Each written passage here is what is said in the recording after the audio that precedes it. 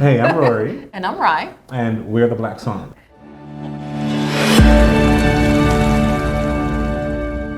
What are we drinking today? Well, hold on. You know we always celebrating Black excellence. Of course. Black owned.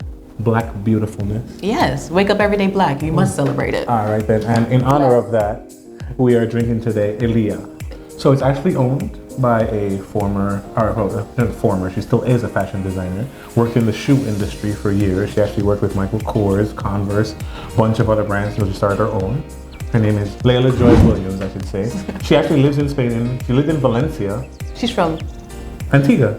And New York. Yeah. And Miami. Yeah, she's from all over, just like the rest all the of black us. people places. Yeah. Actually born in Antigua, grew up in Miami, then moved to New York.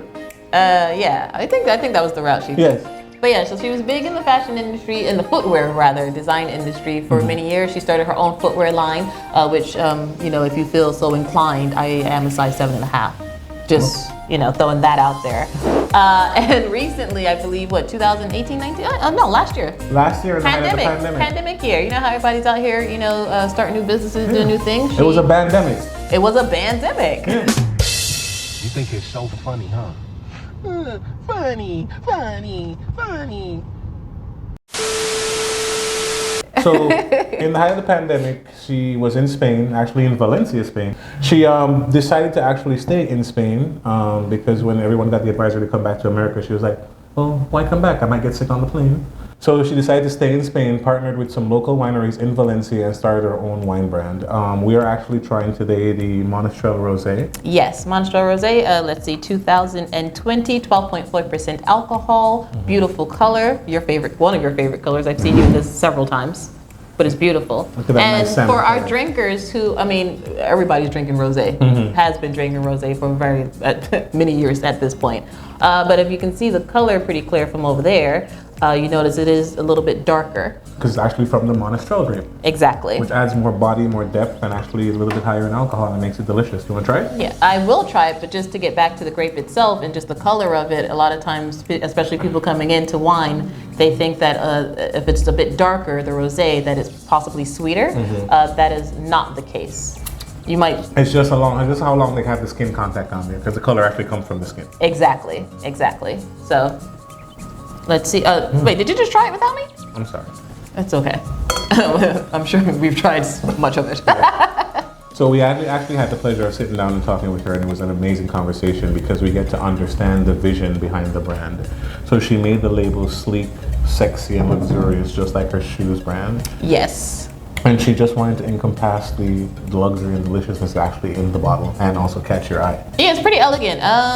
It's pretty striking, I guess, because you have the beautiful rosé color down here matched with the matte black, and then if you touch it, it's actually it's raised, so it has texture to it. All right, and one of the things that's color, actually style. amazing and that we found out is we can actually get this wine locally here in Florida. You can actually get it at Primo's or get it at Primo's online. All across the board, all right, so she has the rosé, the Monastrell Rosé. I believe she said she's coming out with the Monastrell Red.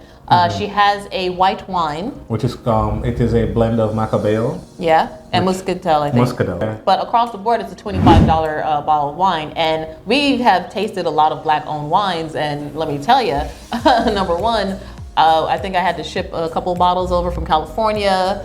It gets kind of costly, not just the shipping, but the bottles themselves are pretty up there. It's $35, $45, quality wine, obviously, that's why they're charging the price. But here, we get quality, we get elegant packaging, and it's like $25 across the board. Line price, which actually makes it very easily and very approachable. Exactly. And like I said, the fact that we can that's what I truly appreciate about it, but of all things, I appreciate the taste. Because I think we tried it, but we didn't even say anything about it. So on the nose, go ahead. So, of course, on the nose, you're gonna get the expected flavors from a rosé. So you're gonna get that strawberry notes. You do get that like flowery note from it. Definitely like nice, fresh strawberries. Even a little melon. And it has like a slight minerality to it. I'm having trouble with words. Minerality. Minerality. Yeah. Hey, I can throw out an accent. I forgot all about that part. But because of the grape and the style of it, it has a lot of body. It like coats your entire mouth, and it has been sitting like all over my tongue, on my cheeks, and the back of my throat, like for the past 30 seconds or even longer than that. And it's actually a very good wine. I want to say thank you very much. You have made an absolutely amazing wine, and we are absolutely privileged to try it. And because it's Spanish wine, of course, and that type of Mediterranean climate over there, this is great food pairing wine. Actually, yes. So when we were speaking to her earlier, she actually said that this is actually pairs perfectly well with paella. And we were talking about the fact that we think it would go well with like a little bit of like mac and cheese, some baked mac and cheese. Yeah. So, you know what? Funny enough, because yes, this is a Spanish wine, and it would go great with paella. So I think probably in your culture and my culture, we have something similar to paella, but it's not called that. But it's seasoned rice. So seasoned rice is just a one-pot dish where you have the rice, the meat, and everything in one together. Exactly. Like arroz con pollo.